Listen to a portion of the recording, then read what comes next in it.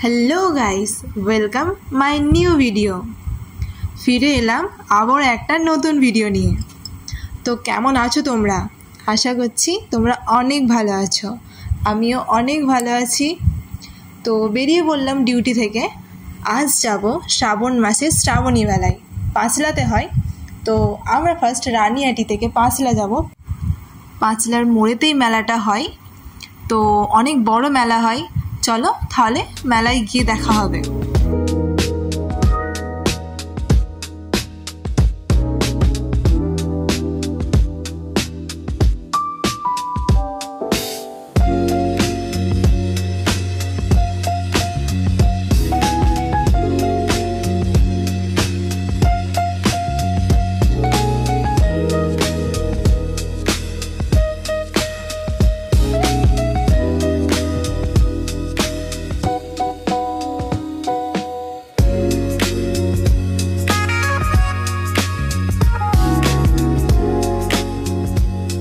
তো দেখো গাইস, গল্প করতে করতে রানিহাটির মোড় পর্যন্ত চলে এসেছি। এসে দেখছি প্যান্ডেল হওয়া স্টার্ট। ভাবো, হাতে গুনে আর কটা দিন বাকি আমাদের দুর্গা পুজো। সামনেই আমাদের দুর্গা পুজো। দুর্গা পুজো মানে বাঙালির মনে একটা ভালোবাসা, একটা ফিলিংস কাজ করে আলাদাই। তারপরে একটু রোডের পাশে দাঁড়িয়ে পড়লাম, একটু চা খেলাম, দেন আমরা পাঁচলার উদ্দেশ্যে মেলা দেখতে বেরিয়ে পড়লাম। তারপরে যেতে যেতে একটা রোডের পাশে দেখলাম প্রোগ্রাম হচ্ছে। তো কি প্রোগ্রাম হচ্ছে আমিও জানি না, তাই আমি তোমাদেরকে বলতে পারলাম না। তো চলো, দেখতে দেখতে পাঁচলায় চলে এসেছি।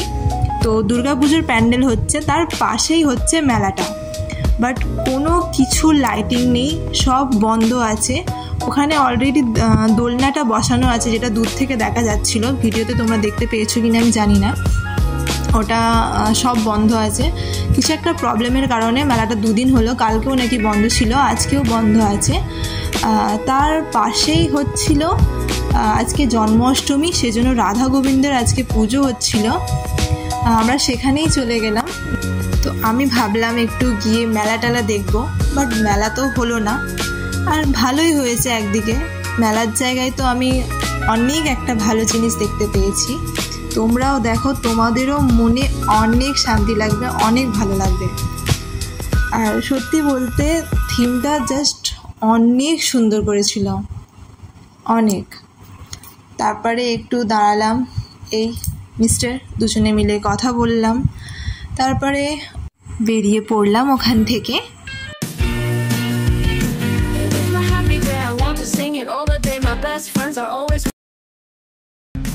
তো পাশেই বসেছিল একটা জিলাপির দোকান। তো চলে গেলাম একটু বাড়ির জন্য জিলাপি নেব বলে। তো বেশি ভিড় ছিল না। তো আমি যখন আগে দেখে গেছি ওখানটায় অনেকটাই ভিড় ছিল, সেজন্য আর দাঁড়াইনি। তাই ঘুরে এসে আমরা আবার নিয়ে নিলাম একটু জিলাপি। তো জিলাপি নেওয়ার পরে ওখান থেকে আমরা বেরিয়ে এসেছিলাম। অনেকটাই সন্ধ্যা হয়ে গেছিলো, মানে ওই 7:30 8টা বেজে গেছিলো, সেজন্য ওখান থেকে বেরিয়ে এসেছিলাম।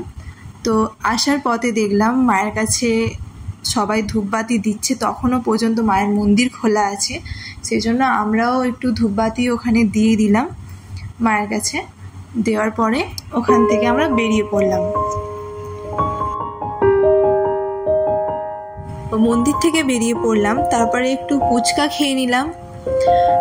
আজ এখান পর্যন্তই, আবার দেখা হবে নেক্সট একটা ভিডিওতে। তো আমার ভিডিওটা ভালো লাগলে অবশ্যই এটা লাইক করবে অ্যান্ড চ্যানেলটা সাবস্ক্রাইব করে নেবে।